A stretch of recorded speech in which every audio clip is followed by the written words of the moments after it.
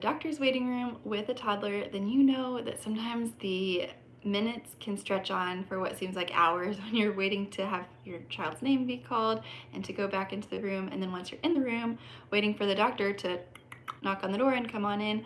So I wanted to share some activities and things that you can do with your toddler, open-ended activities, different strategies like a visual timer, and what kinds of ways that you can prepare your child for the doctor's visit, and then also some things that you can do based on my blueprint that's a free download on learnwithadrienne.com to pass the time, and then also to make the doctor's visit a fun memory instead of something that is full of tension and fear and dread and uncertainty.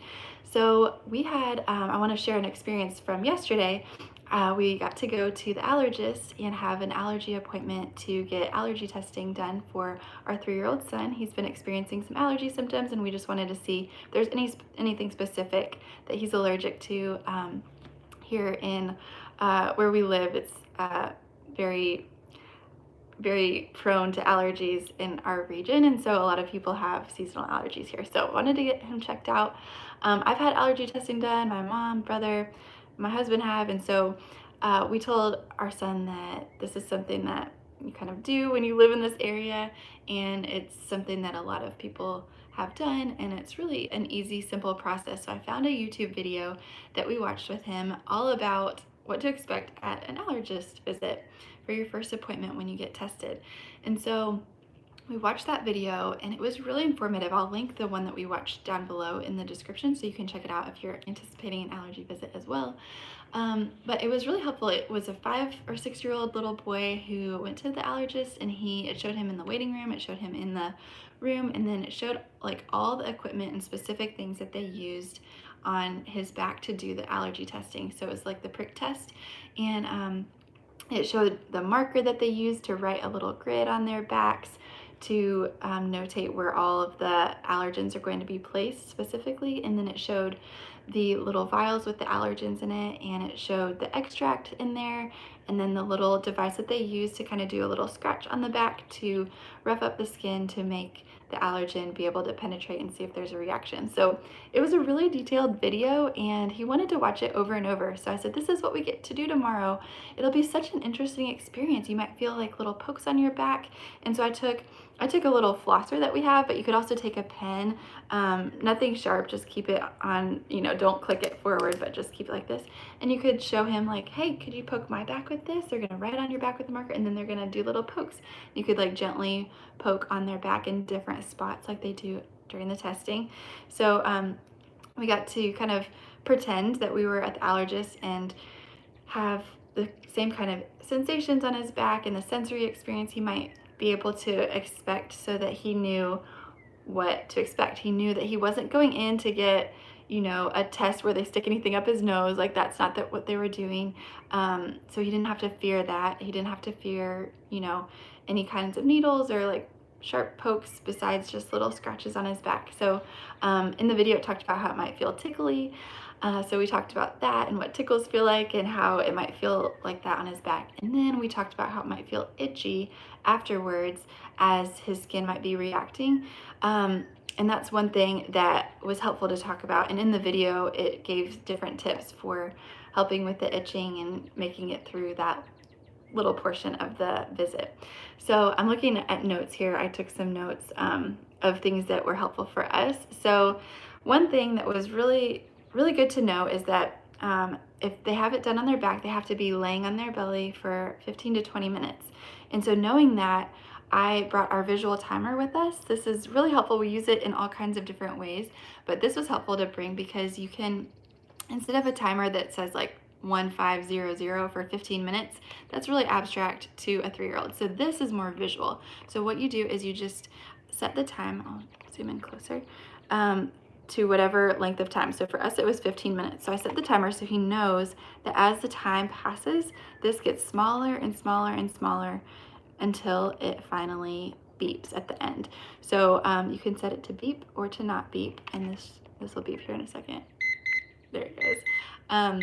So he could see the passing of time, And we use this also like at dinner time when we're all still eating but he's finished, to extend our family dinner time a little bit longer, so that we can all finish and then we can kind of clean up together. We'll say, yeah, you can get down just in 3 minutes. And so we set 3 minutes. So he's 3 years old, so we set it for 3.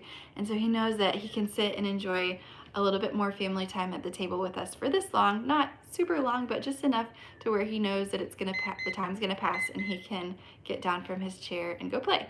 So love this timer. And then I also brought some open-ended activities to do. So I brought these silicone muffin tins that we use for baking. We also have some in our playroom. We just like to pretend to play with these. But there's a lot of things that you can do with an open-ended toy like this. So I brought these, and I brought like a little ball that lights up. Here, you can see it lights up. Oh, there's my timer. And we put these out on the exam table and just laid a bunch of these out, and then he would hide this under one of these cups, and then I would guess which one it was under, and then we would switch and I would hide it and he would look for it, and then we discovered that if the ball is lighting up, you can kind of see it through the tin, and that's a clue as to where it's hiding. Then we had them all set up and made a little obstacle course. He's really into vehicles, and so I brought some construction vehicles and other things, and we kind of made them go all the way around and pretended that they were mountains and hills, and he was pretending these were like dirt or buildings, and it was knocking him over. If your child is younger, they might like the peekaboo game that I always talk about, where you do a verbal routine basically, and you do up, up, up, up, chew, and then you sneeze it off. So that's a verbal routine. I say verbal routine because I'm a speech language pathologist and I work with babies and toddlers, and so I love incorporating communication skills into everyday life and routines. So these were a lot of fun. There's endless things. He likes to pretend that they're headphones and he's listening to music. You can stack them on top of each other, pretend it's like a tea party and say cheers. You can pretend that there's food in these, and you can serve up different foods, like here's some orange slices for you, here's some purple grapes and blueberries, and pretend to eat them. I also brought a little stuffed animal for him for comfort, like if he needed just something soft and comforting while they were doing the procedure. So you could also pretend to feed your little stuffed animal or have a picnic or something like that.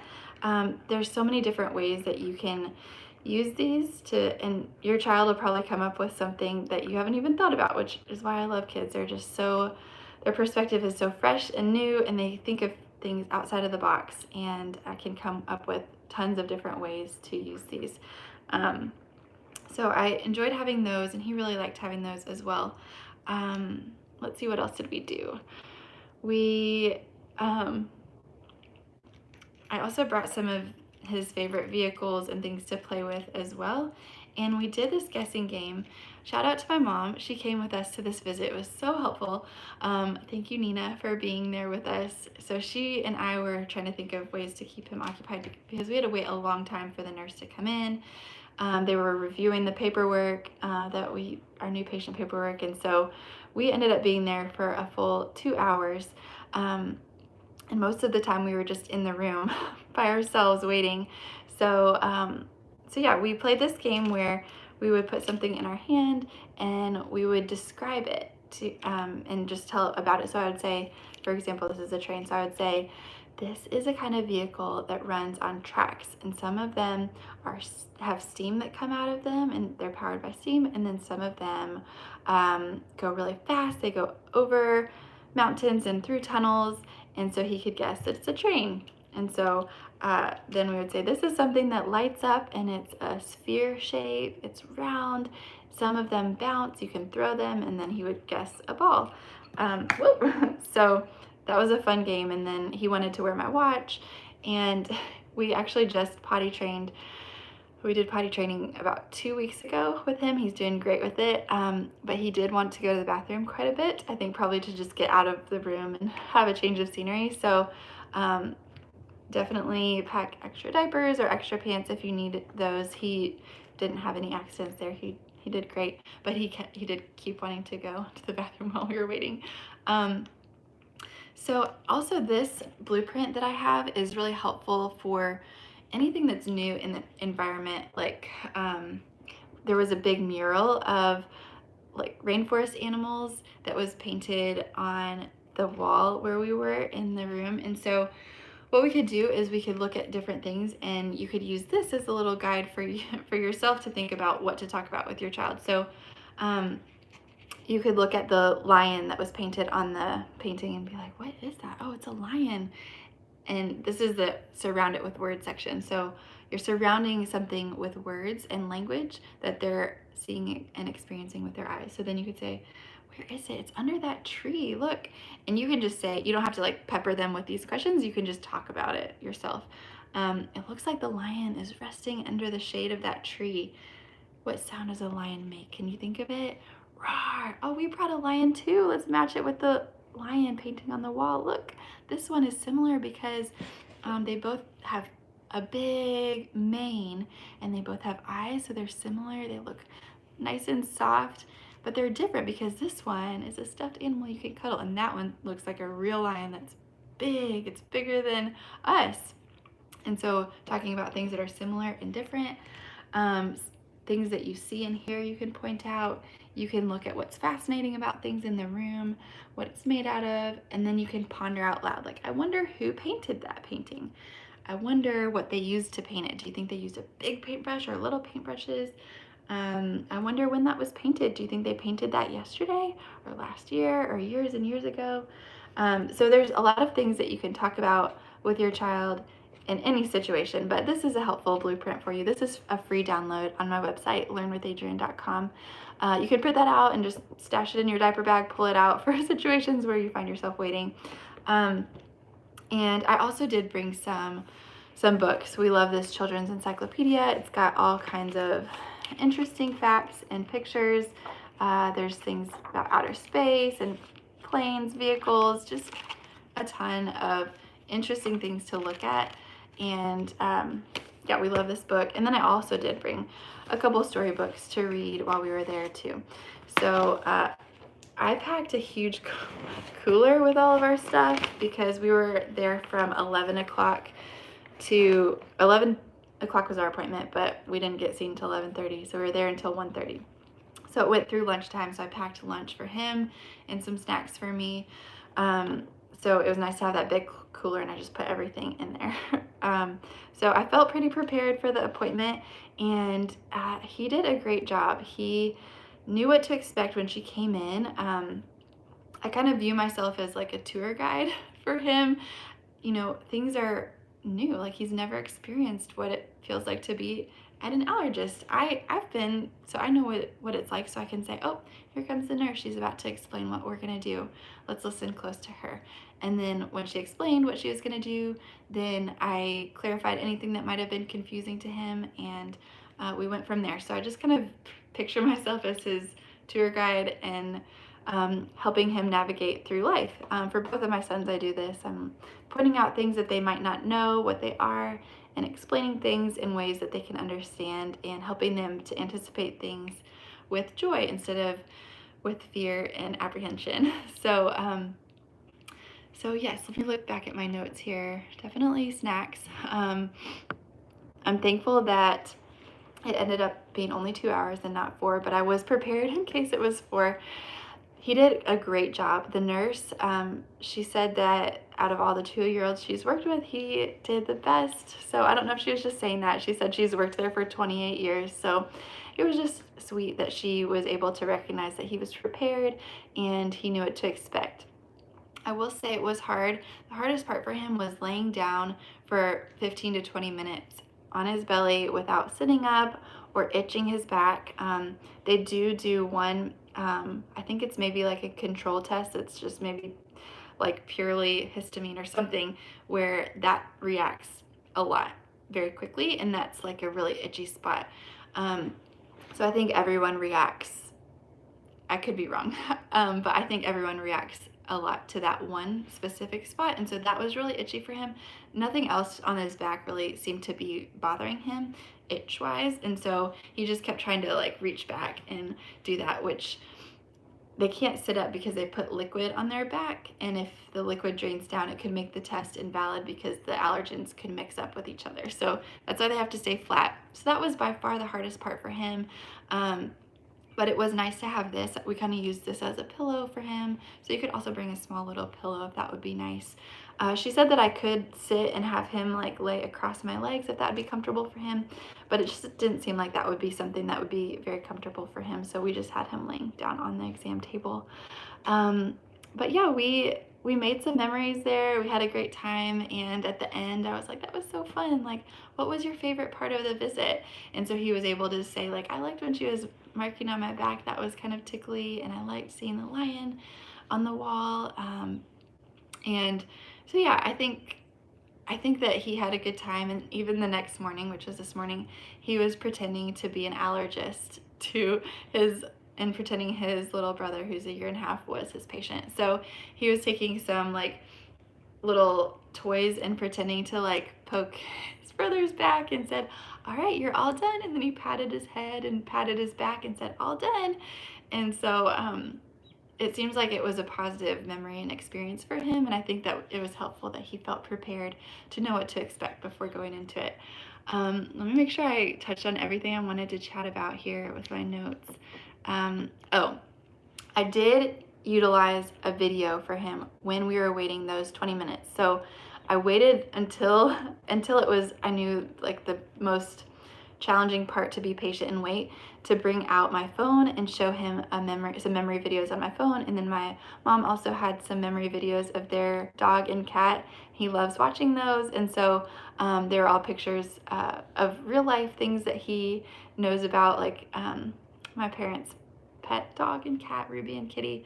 So that was a nice distraction for him while he waited for the timer to go off. Otherwise, it would have been really hard to stay completely flat. It's hard for me to stay still for that long, let alone a 3-year-old who is itching. So I hope that this is helpful to you. Like I said, I'm Adrienne. I'm a pediatric speech language pathologist, and I just love bringing language and communication into everyday experiences with our kids, because communication is how we connect with each other, and it's creating a lifelong bond and memories with our children that will last for a long time for them. So creating positive experiences from things that might be a little bit scary for kids is something that I really enjoy doing and thinking about and processing through with him. And so we do a lot of reflecting with him. We reflect on what was fun about it, what might have been uncomfortable or itchy, and so we talk through things after the fact too, and just kind of reminisce about the highlights and the lowlights of each day. So I would love to know, what do you bring in your diaper bag? Please comment below. I might make like another video featuring your comments. Let's help each other out. Like, what do you pack in your diaper bag when you know you're going to be waiting for a long time? Of course, snacks, we know. Like, what else do you bring? Anything interesting that you could share with us? I would love to know for myself. But then also the comments is a great place for other people to get ideas. So yes, as always, I just love helping children to communicate, and I wanted to let you know that there are free resources on my website, lots of videos like this. This video is part of a larger series of videos where I help you see different situations through the lens of communication, and help you to realize that there's a lot of communication opportunities in everyday life. So that's all on my website at Learn with Adrienne. I also teach, if your toddler is struggling to communicate and maybe not saying words yet, and you're feeling concerned, not sure if you should get them evaluated or seen by a speech therapist, I always recommend going with your gut feeling and getting an evaluation. If there's any concerns that you have with your child not being able to communicate, if you notice they're starting to get frustrated because they can't tell you what they need or want, I always recommend an evaluation. But if you need some further help, I do have an online class that helps you go from having your child just babbling to saying a handful of words to talking in words and then phrases, sentences until they can talk in communication and conversation with you. So I take you through the step-by-step process I take my speech therapy clients through, but it's all online and you can watch it anytime that you need. Like, you can watch it over and over, you have lifetime access to it kind of thing, and you can go at your own pace. So I also teach, in addition to that, I teach a sign language class for beginners. So I have 2 classes online that you can check out if those are things that would be helpful for you if you enjoy my teaching style. My online classes are very similar to these kind of videos where I teach you different ideas and strategies and tips. So that's all at learnwithadrienne.com. You can also download this free download as well. Thanks for watching, and I'll see you in the next